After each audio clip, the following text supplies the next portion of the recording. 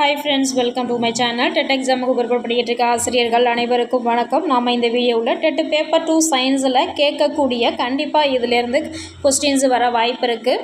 இதில் மனித பாக்டீரியாவினால் பரவும் நோய்கள் மற்றும் வைரஸ்களால் பரவும் நோய்கள், வைரஸ்களின் வகைகள், அதனுடைய சுழற்சி காலம், இதை பற்றின வீடியோ தான் நம்ம இந்த வீடியோவில் பார்க்க போகிறோம். நம்ம சேனலில் முதல் முறையாக பார்க்குறவங்களா இருந்தால் சப்ஸ்கிரைப் பண்ணிக்கோங்க, கூடவே பெல் ஐக்கானையும் கிளிக் பண்ணிக்கோங்க. வீடியோவை ஸ்கிப் பண்ணாமல் பாருங்கள், லைக் பண்ணுங்கள், ஷேர் பண்ணுங்கள். வாங்க வீடியோக்குள்ளே போகலாம்.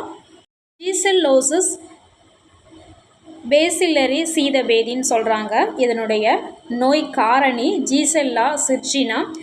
பரவுவது எங்கே பரவுது அப்படின்னு பார்த்தீங்கன்னாக்கா குடலில். நோய் பரவும் முறை மலக்கழிவு கலந்த உணவு மற்றும் நீர் நேரடியாக வாய்மலம் வழியாக பரவுது அப்படின்னு சொல்லியிருக்காங்க. இதற்கான அறிகுறிகள் வயிற்று வலி, நீரிழப்பு, மலக்கழிவில் இரத்தம் மற்றும் கோழை காணப்படுதல்.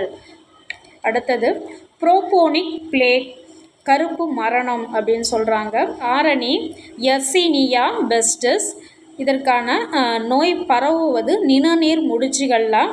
நோய் பரவும் முறை நோய் கடத்தி தெள்ளுப்பூச்சி வழியாக பரவுது. இதற்கான அறிகுறிகள் காய்ச்சல், தலைவலி, வீங்கிய நிணநீர் முடிச்சு. அடுத்தது டிப்தீரியா காரணி கோரினி பாக்டீரியம் டிப்தீரியே. பரவுவது குரல் வளை, தோல், சுவாச மற்றும் இனப்பெருக்க பாதை. இந்த நோய் வருது. எப்படி பரவுது அப்படின்னாக்கா நீர்த்திவளைகள் வழி தொற்று. இதற்கான அறிகுறிகள் காய்ச்சல், தொண்டை வலி, கரகரப்பான தொண்டை மற்றும் சுவாசித்தலில் இடர்பாடு இருக்குது. அடுத்தது காலரா, விப்பீரியே காலரான்னு சொல்கிறாங்க. வருவது குடலில் தான் இந்த நோய் வருது. பரவு முறை மலக்கழிவு கலந்த உணவு மற்றும் நீர். மலக்கழிவு வாய் வழியாக பரவுது. அறிகுறிகள் கடுமையான வயிற்றுப்போக்கு மற்றும் நீரிழப்பு ஏற்படுது. அடுத்தது டெட்டனஸ். டெட்டனஸ் அசையா தாடை அப்படின்னு சொல்கிறாங்க. கிளாஸ்டீரியம் டெட்டனரி எங்கே வருது அப்படின்னாக்கா இழுப்பு. எங்கே பரவுது அப்படின்னாக்கா காயத்தின் வழியாக இந்த தொற்று பரவுது. இதற்கான அறிகுறிகள் தாடை தசைகள் விரைத்தல், மிகை இதய துடைப்பு, முகம் மற்றும் தாடை தசை இழுப்பு அப்படின்னு சொல்கிறாங்க. அடுத்தது டைஃபாய்டு சால்மோனல்லா டைஃபி அப்படின்னு சொல்கிறாங்க. எங்கே வருதுன்னாக்கா குடலில். பரவும் முறை மலக்கழிவு கலந்த உணவு மற்றும் நீர் வழியாக. அறிகுறிகள் தலைவலி, அசௌகரியமான வயிறு, காய்ச்சல் மற்றும் வயிற்றுப்போக்கு ஏற்படுது. அடுத்தது நிமோனியா.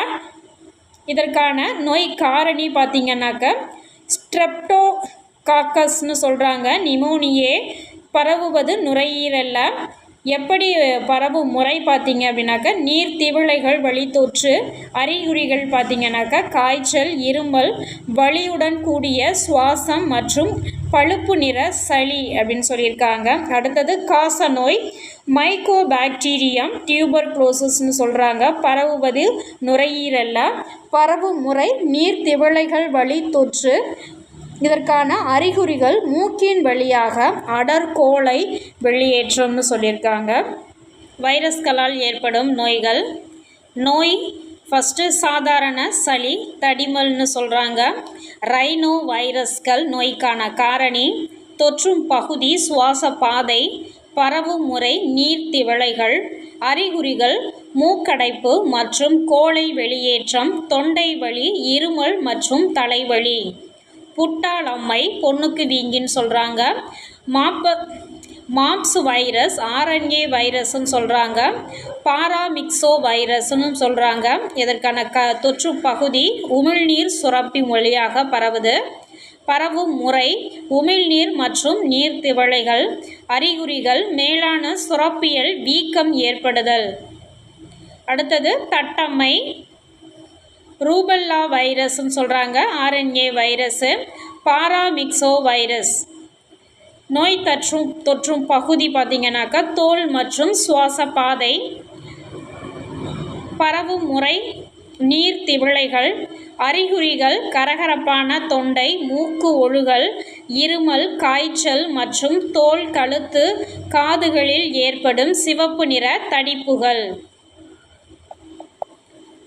அடுத்ததாக பார்த்தீங்கன்னாக்கா கல்லீரல் அலர்ஜி, ஹெப்பாடைட்டிஸ் பி வைரஸ் பரவுவது கல்லீரலில் பரவும் முறை பார்த்திங்கனாக்கா பெற்றோர் வழி இரத்த பரிமாற்றம்.